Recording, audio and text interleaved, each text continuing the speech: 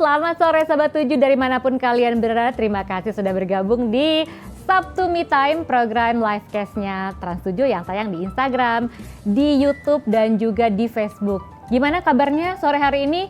Harus sehat ya? Harus sehat selalu karena kita akan segera melewati pandemi ini dengan baik kalau kitanya tubuhnya selalu sehat. Dan makasih banyak sudah bergabung karena sore hari ini kita sudah masuk ke episode 22. Nah, kita akan bahas suatu hal yang penting karena sekarang udah masuk tahun baru. Kalian pasti Sobat 7 punya banyak sekali ya resolusi. Ada yang mau mungkin jalan-jalan nanti, atau mungkin ada juga yang mau buka usaha baru, mau sekolah. Pokoknya resolusinya yang sekian banyak itu harus diawali dengan satu, yaitu memiliki kesehatan gitu kan. Nah, kalau mau sehat, imun tubuh harus dijaga. Maka itu hari ini kita akan ngebahas tentang nutrisi yang penting untuk meningkatkan kesehatan supaya imun kita selalu terjaga. Biasanya kita ini suka kurang memperhatikan asupan makanan. Nah, makanya sore hari ini saya ajak Anda untuk membahas mengenai bagaimana sih asupan makanan yang paling baik untuk kita menjaga kesehatan. Dan sehubungan dengan hal ini, buat Sobat 7 yang suka kepoin Instagramnya Trans7 di @officialtrans7 pasti beberapa waktu lalu sudah lihat dong. Ada challenge di Instagram @officialtrans7. Dan hari ini kita akan umumkan 5 pemenang yang berhak mendapatkan produk dan sport shaker dari Fiber First. Wah, seru banget sih. Saya lihat tadi udah banyak banget yang jawab pertanyaannya. Kita lihat kira-kira siapa yang akan berhasil memenangkan hadiah kita sore hari ini. Kalau yang belum mungkin cepet-cepet langsung kasih jawabannya karena saya akan umumkan sebelum acara ini selesai. Oke, untuk membahas bagaimana asupan untuk ke sistem imun kita agar terjaga dengan baik, saya akan langsung undang narasumber saya yang spesial di sore hari ini. Ada Mbak Norma Tania. Beliau ini selaku Scientific Fiber First untuk hadir secara online bersama saya. Mbak Norma Tania. Halo. Wah, halo Mbak, apa kabar? Sore Mbak Sore, Lia. Mbak Norma Tania Istiftiani. Aku manggilnya apa nih Mbak yang enak? Tania aja. Mbak Tania, oke, apa kabar Mbak? Iya. Baik, gimana kabarnya Mbak Lia? Sehat ya? Alhamdulillah sehat juga, harus sehat nih ya Mbak ya. Supaya kita lebih banyak bisa beraktivitas harus menjaga kesehatan. Ini betul banget. Pertanyaan sejuta umat nih Mbak Tania. Gimana sih hubungannya antara imun sama kondisi kesehatan seseorang? Oke, jadi imun tubuh kita itu penting banget nih Mbak. Bisa dibilang kalau sistem kekebalan tubuh kita itu seperti sistem pertahanan alami tubuh kita ya. Ibaratnya nih kalau misalnya tubuh kita tuh ibarat seperti medan perang gitu ya. Sistem kekebalan tubuh ini adalah polisi-polisi, tentara-tentara yang akan melawan berbagai penyebab penyakit yang akan masuk ke tubuh kita.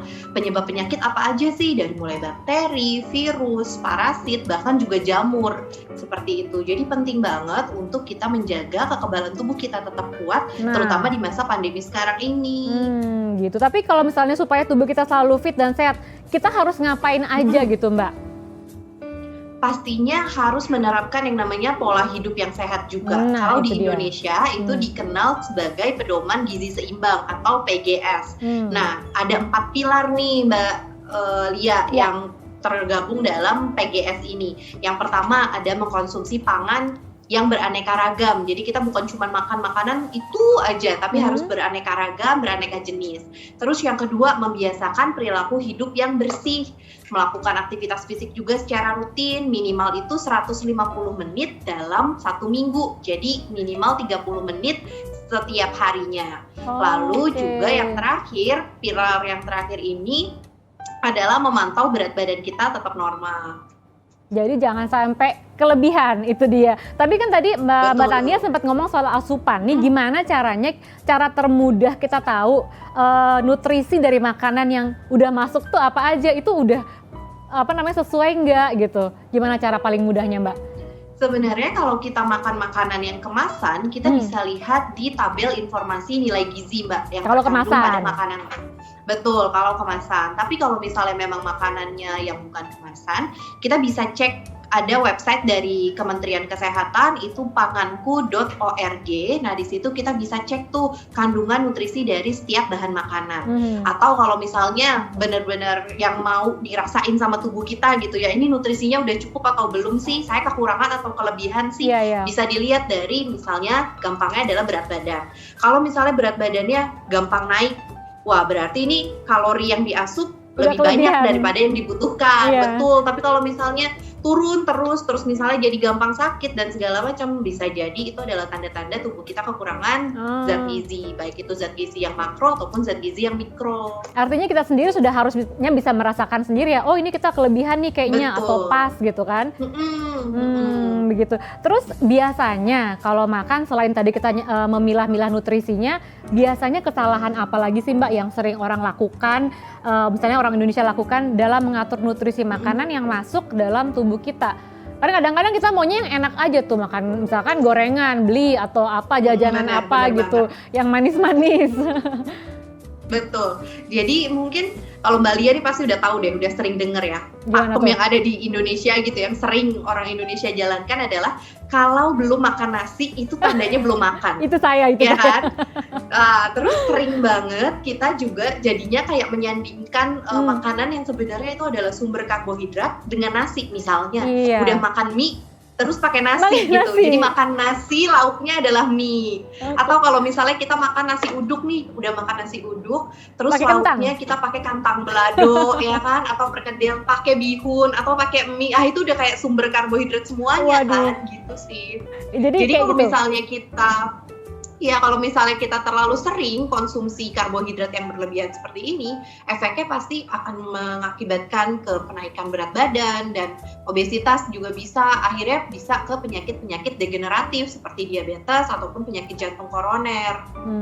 Jadi intinya kesalahan terdasar tadi adalah kita tidak mengetahui, oh ini masuknya harusnya ke protein, ini masuknya ke karbohidrat, ini masuknya ke lemak dan sebagainya gitu ya Mbak ya? Iya benar banget. Cara mudahnya gimana tuh untuk mengklasifikasi itu Mbak? Sebenarnya kalau misalnya di Indonesia itu dikenal sama yang namanya piring makanku Mbak Lia. Jadi piring makanku itu gimana sih gampangnya? Piring makanku itu ketika kita makan nih dalam satu piring makan, setengah bagian piring itu diisi dengan sayur sama buah-buahan.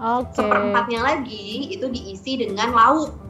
Mau itu yang bersumber dari hewani ataupun dari nabati. Jadi misalnya mau tahu, tempe, telur, terus juga daging, itu boleh ikan, seperti itu. Itu masuk di seperempat yang bagian lauk. Seperempatnya lagi diisi dengan sumber karbohidrat, apa aja, dari mulai nasi, beragam jenis nasi ya, nasi putih, nasi merah, terus juga jagung, itu juga sumber karbohidrat. Kentang, mie, bihun, pasta, itu juga sumber karbohidrat.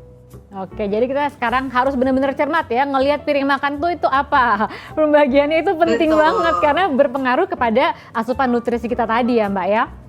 Benar banget. Nah, kita mau lanjut ke ada pertanyaan-pertanyaan saya nih Mbak. Ini mengenai, boleh ya ikut jawab ya, ini mengenai mitos atau fakta. Ini kan banyak sekali mengenai asupan nutrisi yang suka salah. Ini Mbak Norma boleh bantu jawab ya soal mitos dan fakta ini. Nah, yang pertama Mbak Tania, sarapan terbaik adalah dengan mengkonsumsi buah. Mitos atau fakta? Aku agak gimana nih ya, mau dibilang mitos juga bukan gitu, tapi dibilang fakta juga sebenarnya ya, buah itu bisa jadi salah satu alternatif sarapan yang sehat seperti itu. Kenapa sih? Karena memang sarapan itu jadi part yang penting, Mbak Lia. Kalau misalnya kita bilang, oh saya nggak mau sarapan, skip sarapan, itu justru salah banget. Sarapan yang bergizi dan juga seimbang itu akan memberikan kita energi untuk kita menjalani aktivitas kita seharian kan, dan mencegah kita makan secara berlebihan juga. Kalau misalnya kita nggak makan sarapan, biasanya ketika makan siang atau makan malam kita jadi kayak kalap banget seperti itu. Benar. Nah, makanya ini penting banget kan buat kita tahu apa sih yang akan kita makan. Karena kan itu akan jadi support buat energi kita kan. Jadi kalau anjuran sarapan yang sehat itu seperti apa aja sih? Kita bisa makan buah dan juga sayur-sayuran, terus juga bisa konsumsi biji-bijian utuh atau oat atau gandum yang utuh, terus juga bisa konsumsi protein dan lemak yang sehat seperti itu. Nah, tadi buah sama sayuran itu jadi salah satu opsi itu. Oke, jadi kalau boleh. Misalnya buah, Buah ini bisa kita kombinasikan, Mbak Lia. Misalnya mau dicampur dengan oatmeal, dicampur dengan yogurt, atau dicampur dengan chia seed, kayak gitu. Jadi kalau dia berdiri sendiri tidak disarankan gitu? Bisa aja, tapi kan tadi tetap kan yang baik adalah harus yang punya gizi yang seimbang. Karena kan harus support untuk energi kita menjalani aktivitas sebelum nanti kita makan siang kan. Nah itu dia. Mari kita ke mitos atau fakta selanjutnya Mbak Tania. Vitamin C bisa meningkatkan imun tubuh. Mitos atau fakta? Fakta, betul. Fakta, betul jadi, ya. Vitamin C ini benar. Jadi kalau untuk kekurangan vitamin C itu dia bisa menyebabkan gangguan kekebalan tubuh dan kita juga jadi lebih tinggi terkena risiko penyakit infeksi seperti itu. Kenapa? Karena ternyata vitamin C ini dari sebuah penelitian itu bisa mendorong produksi sel darah putih. Sel darah putih ini kan memang dia salah satu part yang termasuk sistem kekebalan tubuh kita. Bisa melindungi tubuh kita dari infeksi. Kedua, si vitamin C ini juga bisa membantu kerjanya dari sel darah putih ini jadi lebih efektif lagi, kayak gitu. Jadi yang pertama dia akan meningkatkan produksinya, si jumlah-jumlah tentaranya jadi makin banyak. Yang kedua, kerjanya bisa lebih efektif lagi dengan bantuan vitamin C. Itu dia yang paling penting, harus efektif. Nah, ini mitos atau fakta selanjutnya. Bantu jawab, kebutuhan nutrisi setiap orang sama, benar atau enggak? Beda. Beda kayak ya? Kebutuhan nutrisi aku sama Mbak Lia aja walaupun sama-sama wanita itu bisa jadi berbeda. Nah, ngelihatnya dari mana tuh? Usia.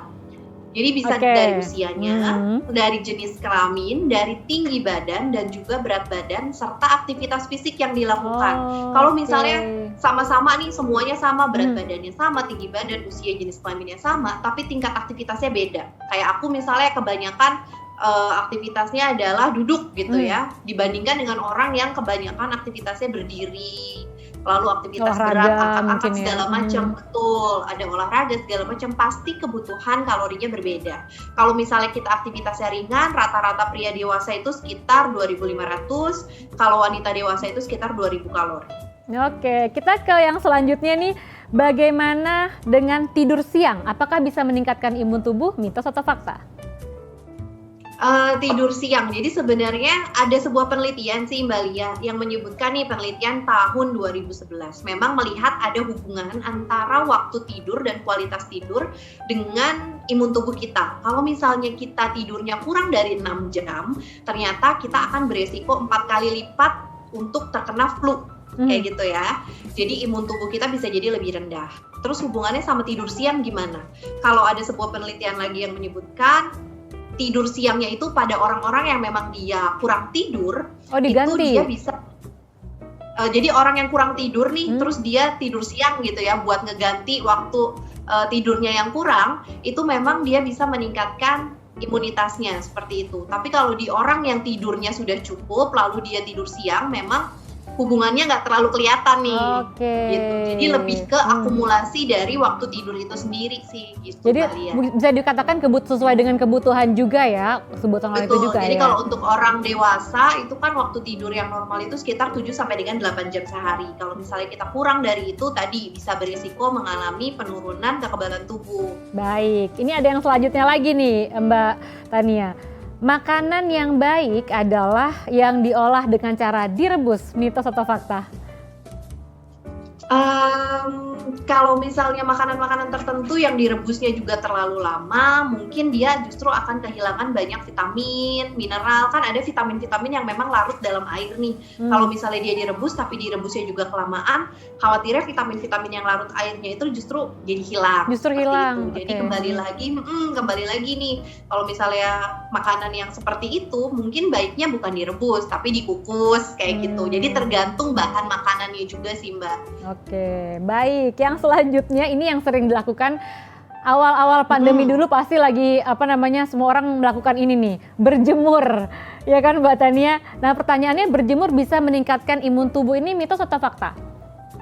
Fakta ya. Jadi kalau misalnya berjemur, kita nggak perlu lama-lama kok berjemurnya gitu ya. Kalau misalnya kayak takut gosong apa segala macam, nggak usah takut, nggak perlu lama-lama, berjemur sekitar 10-15 menit aja 3 kali dalam seminggu, itu memang disarankan untuk meningkatkan imun tubuh kita. Kenapa sih, hubungannya apa nih antara berjemur dengan meningkatkan imun tubuh?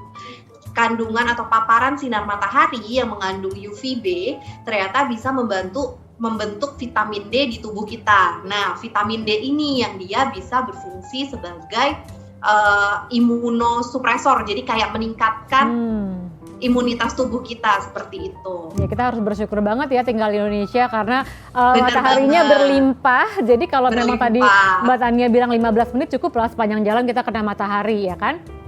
Harus berjemur khusus spesial. Enggak juga kan ya Mbak ya? Enggak. Yang penting waktunya. Kenapa disarankan itu jam 10? Karena saat itu kandungan UVB-nya udah lebih banyak. Kalau misalnya kita berjemurnya terlalu pagi, itu kandungannya masih banyaknya yang UVA kayak gitu. Ini yang selanjutnya ada hubungan sama karbo-karbo tadi yang kita bahas, kentang, nasi dan sebagainya. Mbak Tania, kandungan karbohidrat kentang lebih baik nggak daripada nasi? Mitos atau fakta? Ini tergantung lagi sih Mbak, jadi tergantung dari jenis kentangnya, jenis nasinya juga seperti itu. Tergantung juga dengan pengolahannya. Misalnya ya, kalau misalnya kita bicara sama-sama direbus gitu atau dikukus nasi putih nih, kita makan nasi putih yang biasa dalam 100 gram itu mengandung sekitar 28,6 gram karbohidrat, seratnya dia 0,3 gram. Sedangkan kalau kentang yang direbus itu karbohidratnya lebih rendah, seratnya lebih tinggi, 21,6 gram karbohidratnya, seratnya 1,5 gram, seperti itu. Nah, tapi ada juga yang disebut sebagai indeks glikemik. Jadi indeks glikemik itu apa sih? Indeks glikemik adalah kecepatan suatu makanan dalam meningkatkan gula darah seseorang. Jadi kalau misalnya kita makan makanan yang mengandung karbohidrat, gula darah kita itu pasti naik. Nah, kandungan indeks glikemiknya di kentang rebus itu justru lebih tinggi sedikit dibandingkan dengan si nasi putih. Nasi putih itu 73, kentang rebus 78. Terus kalau misalnya kentangnya sudah dijadikan mashed potato, itu dia indeks glikemiknya jadi lebih tinggi lagi justru, jadi 87. Jadi tergantung tadi juga ya, pengolahannya seperti jadi apa. Pengolahannya, jenis kentangnya, seperti itu juga akan mempengaruhi. Ya, itu dia tadi sedikit mitos dan fakta sudah dijawab semua sama Mbak Tania. Tapi talk show-nya belum selesai. Menjawab ya. Karena semua ringan dan banyak jadi pertanyaan orang ya yang tadi saya tanyakan.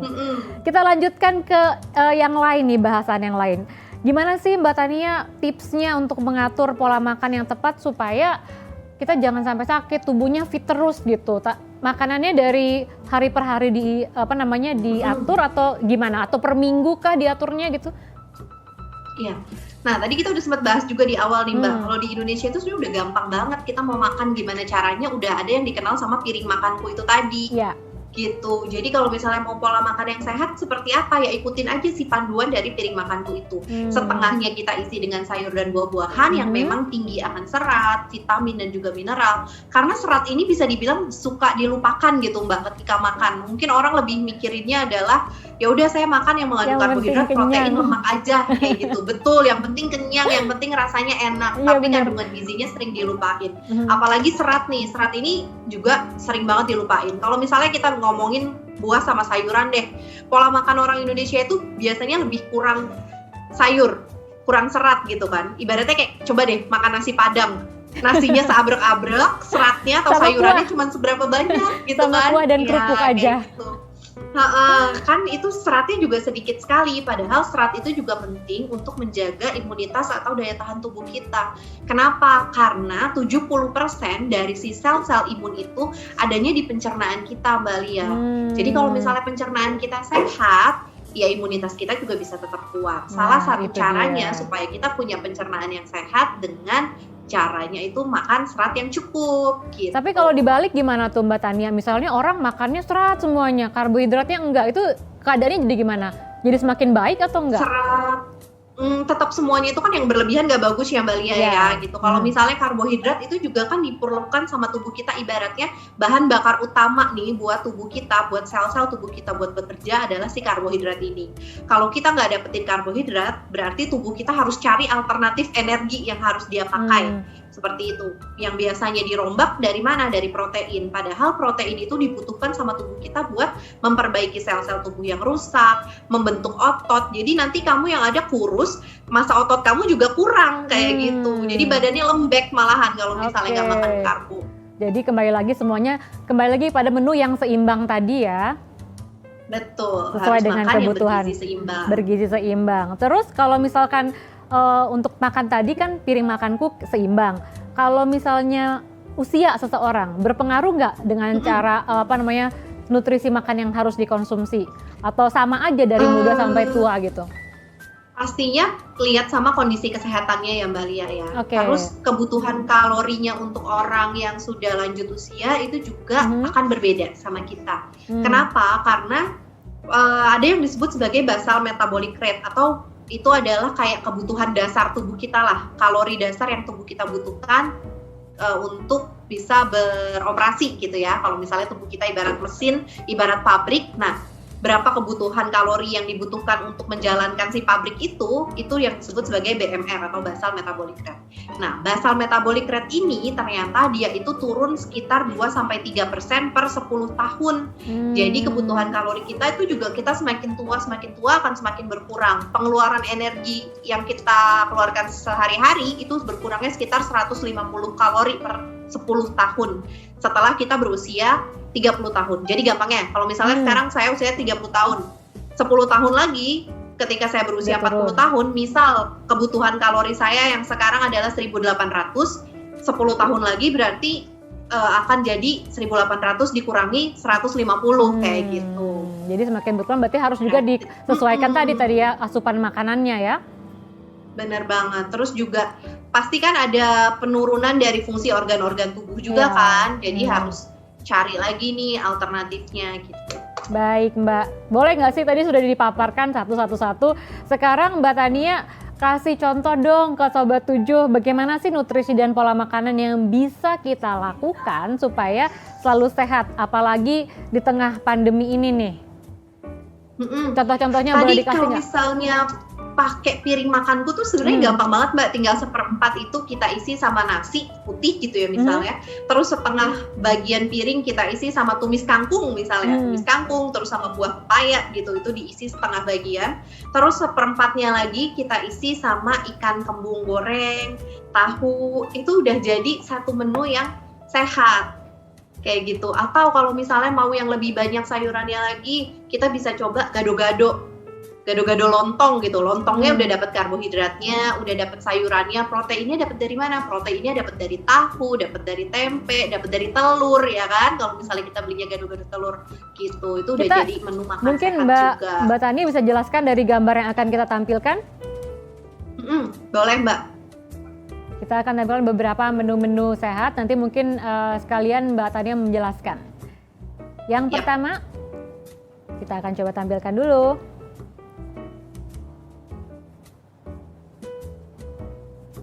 Ini dia, buah-buahan yang mengandung vitamin C. Boleh nggak nih Mbak dijelaskan satu persatu? Oke, jadi memang ini ada beragam macam buah-buahan yang mengandung vitamin C ya, dari mulai kandungannya ada yang lebih rendah, ada yang lebih tinggi. Jadi kalau misalnya mungkin ada kuisnya juga kemarin ya, aku sempat lihat juga nih dari beberapa jenis, kemarin ada 3 jenis buah ya kalau nggak salah, pepaya, jeruk, sama jambu biji. Betul, Mbak Tania udah ngeh, pasti Sobat 7 juga udah ngeh. Ini kemarin tampilan di sosial medianya seperti itu. Ini berarti clue-nya nih, mesti dengar penjelasan Mbak Tania yang satu ini. Silakan Mbak.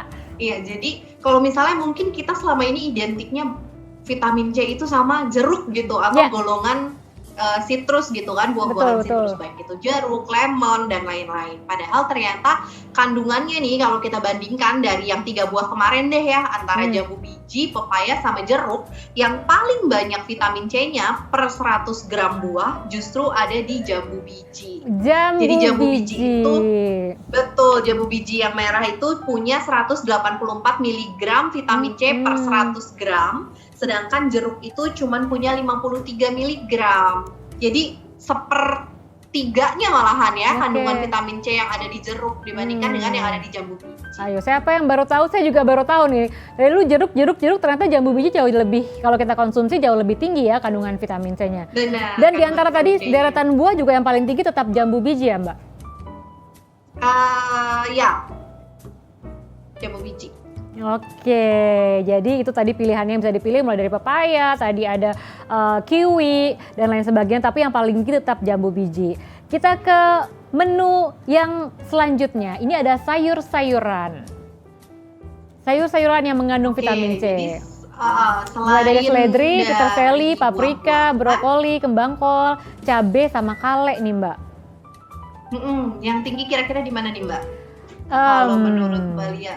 Kalau orang-orang kan biasanya brokoli ya. Bener nggak Mbak? Brokoli memang mengandung vitamin C juga, tapi kalau misalnya kita bisa lihat itu di cabai merah juga lumayan tinggi nih Mbak kandungan vitamin C-nya. Waduh. Jadi di 100 gram. Jadi kalau orang yang suka makan pedas itu vitamin C-nya banyak dong Mbak. Iya bener banget, makanya kan ada yang dibilang kalau misalnya lagi sariawan itu makan cabai gitu kan. Oke, jadi berarti dari tadi itu karena yang paling tinggi cabai. Lumayan banyak, ada 146 mg vitamin C yang ada di 100 gram cabai. Bahkan mengalahkan kale dan brokoli. Juga ya. Itu dia tadi penjelasannya. Jadi nggak apa-apa ya kalau misalkan kita makan cabai kebanyakan juga sampai pedes. Hati-hati juga sih tapi ya jangan sampai nanti malah jadi sakit perut gitu. Jadi harus tahu batasannya juga. Itu dia tadi. Yang selanjutnya, menu selanjutnya kita akan tampilkan. Menu selanjutnya ini adalah, tunggu sebentar, protein tanpa lemak. Ada daging, ayam tanpa kulit, kedelai dan kacang-kacangan. Iya, jadi memang untuk salah satu menu makanan sehat yang bisa kita konsumsi untuk meningkatkan daya tahan tubuh kita adalah protein. Tapi pilih proteinnya yang tanpa lemak, Mbak Lia. Salah satunya dari 3 makanan tadi. Kita bisa pilih daging ayam yang tanpa kulit. Jadi kalau misalnya makan daging ayam, walaupun itu adalah part yang enak ya, tapi tahu sendiri kan ternyata. Kalau saya justru dagingnya dipisahin, kulitnya dimakan tuh Mbak, gimana? Iya, kayak gitu. Jadi memang kayaknya rata-rata mungkin banyak yang beranggapan juga kan makanan yang sehat itu rasanya nggak enak kayak gitu. Iya. Padahal ya tergantung dari pengolahannya juga kan.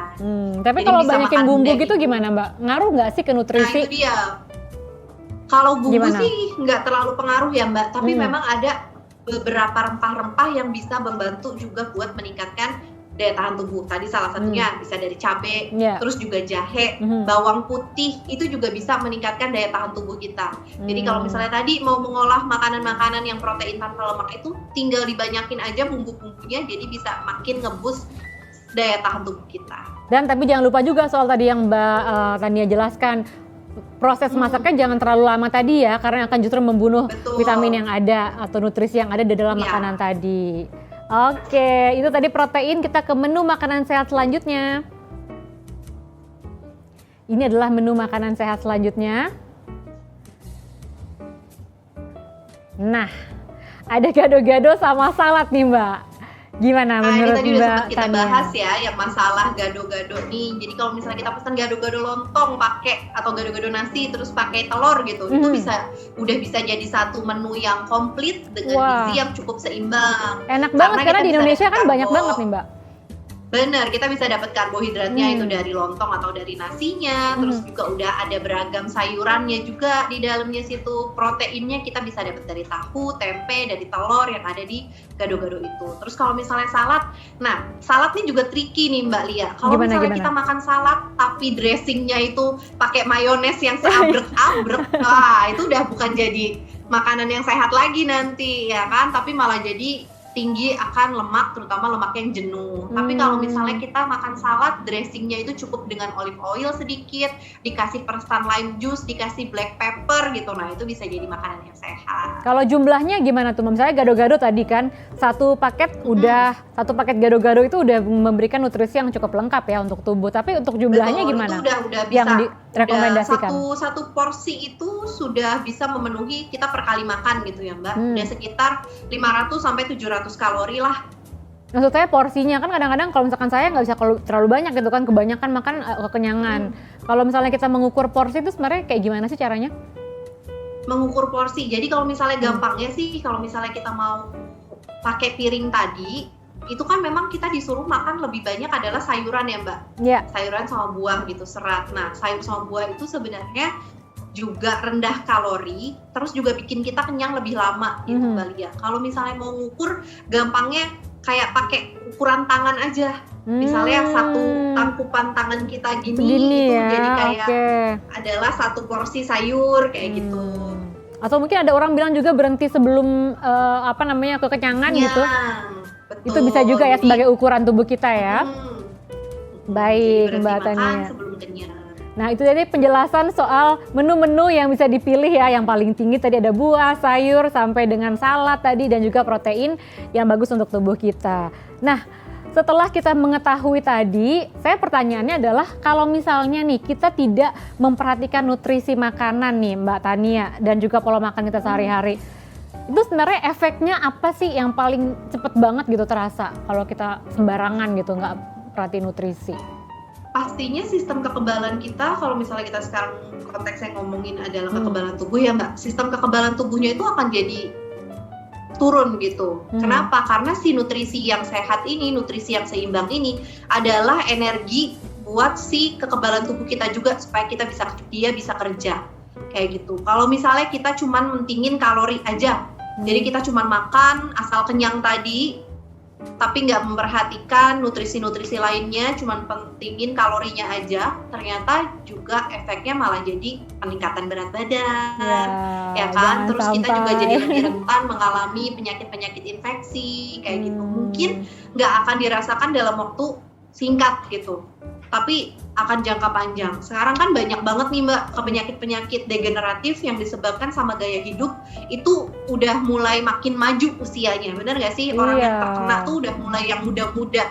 Itu kan adalah salah satu dampak dari ya kita nggak memperhatikan pola makan kita. Udah makan apa aja, asal makan, asal enak. Akhirnya efeknya kita terkena penyakit-penyakit tadi. Artinya jangan menumpuk kesalahan untuk nanti dirasakan kemudian hari begitu ya Mbak Tania ya. Ini ada beberapa selentingan nih yang bilang orang-orang ngomong kalau makan yang asal-asalan malah bikin tubuh kita kebal terhadap penyakit. Nah itu mitos atau fakta tuh Mbak? Kalau menurutku sih mitos ya, karena gini, kalau misalnya kita makannya lagi pas nggak benar gitu ya, tapi daya tahan tubuh kita memang saat itu lagi bagus, oke, mungkin kita tetap nggak merasakan dampaknya. Tapi ketika misalnya daya tahan tubuh kita juga lagi rendah, lagi lemah, terus kita makannya yang asal-asalan, makannya yang ada ternyata di situ ada bakteri gitu misalnya, yang bisa menyebabkan penyakit tifus, akhirnya masuk ke dalam tubuh, ya kita jadi sakit karena daya tahan tubuh kita juga lagi lemah gitu. Jadi memang ada yang namanya hipotesis kebersihan gitu ya Mbak, yang bilang bahwa kalau misalnya jangan terlalu steril nanti kamu malah jadi gampang sakit. Kayak gitu. Itu gimana itu tuh? Yang dijadikan pembenaran buat kayak makannya sembarangan, terus juga kotor-kotoran dan segala macam kayak gitu. Nah itu sih yang salah sebenarnya ya. Jadi tetap harus menjaga kebersihan, baik dari keamanan atau kebersihan makanan yang kita konsumsi juga, dan juga kebersihan diri juga pastinya. Dan tetap jaga nutrisi asupan makanan, itu dia tadi ya. Betul. Baik Mbak Tania, terima kasih atas penjelasannya, tapi kita belum selesai karena ini tadi Mbak Tania sudah singgung soal challenge di Instagram tadi. Ini saatnya kita untuk pengumuman nih Mbak. Dan tadi jawabannya sebenarnya kalau menyimak pasti udah tahu jawabannya. Salah satu momen yang ditunggu-tunggu oleh Sobat 7 nih, kita akan umumkan 5 pemenang yang mendapatkan produk dari dan juga shaker sport dari Fiber First. Dan jawabannya tadi tentunya adalah jambu biji ya. Bener ya Mbak ya? Siapa yang jawab bener? Banyak yang jawab bener, makanya kita akan pilih nih sebentar. Banyak ya jawaban yang bener ya. Oke, ini sudah muncul nama-nama yang menjadi pemenang yang sudah menjawab benar. Jambu biji yang paling tinggi vitamin C-nya di antara kelompok buah-buahan yang kita sajikan di Instagram Trans7. Dan hadiahnya akan saya berikan kepada 5 orang. Oke, siap-siap. Yang pertama ada @ekosupri96. Yang kedua @neveredio. Yang ketiga SK_Silitonga_. Yang keempat Roviana_Anggriani. Ayo, ada nama yang kesebut. Dan yang kelima ada Isna_PST. Oke, selamat ya kepada 5 pemenang dan akan segera mendapatkan hadiahnya. Dan kelima pemenang ini silahkan akan menghubungi kita atau kita akan hubungi via DM ya di Instagram. Makanya itu pastikan akun Instagram kalian aktif. Oke, ditunggu ya DM-nya.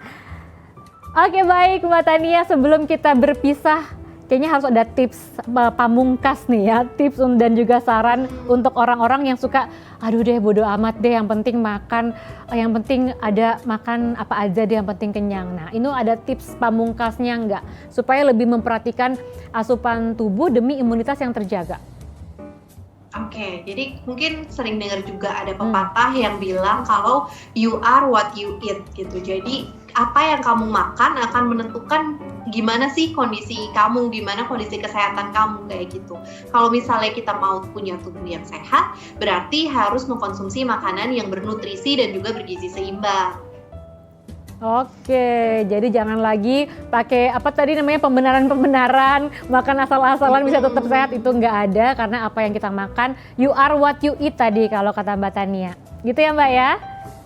Betul, dan jangan lupa untuk penuhi juga asupan serat hariannya supaya kesehatan pencernaannya juga tetap terjaga dan imunitas tubuhnya tetap kuat juga. Kalau misalnya konsumsi seratnya dari makanan sehari-hari kurang, bisa konsumsi suplemen yang tinggi serat seperti Fiber First ini. Oke, itu dia yang penting. Setelah makan jangan lupa minum, karena nanti kesel kalau nggak minum. Baik Mbak Tania, terima kasih banyak waktunya untuk sudah ngobrol-ngobrol dan juga sudah memberikan banyak pengetahuan kepada Sobat 7. Sukses terus untuk Mbak Tania. Dan tentunya sehat selalu ya Mbak ya. Sampai ketemu di lain kesempatan, kita akan sharing ilmu lagi soal nutrisi dan juga imunitas. Oke, thank you, Mbak. Bye Mbak. Baik, dan untuk Sobat 7 terima kasih atas kebersamaannya dan terima kasih sudah join livecast-nya Sabtu Me Time sampai akhir, dan minggu depan jangan lupa join lagi ya, karena kita akan ada tema yang tidak kalah serunya. Sabtu Me Time ini tayang setiap hari Sabtu jam 5 sore, tayang secara live di sosial media Trans 7, ada di YouTube, Instagram, dan juga Facebook. Baik, jangan lupa follow semua media sosialnya Trans 7 karena akan banyak banget hadiah-hadiah kalau kalian beruntung. Saya Lianita Ruhyat pamit undur diri, terima kasih dan sampai jumpa.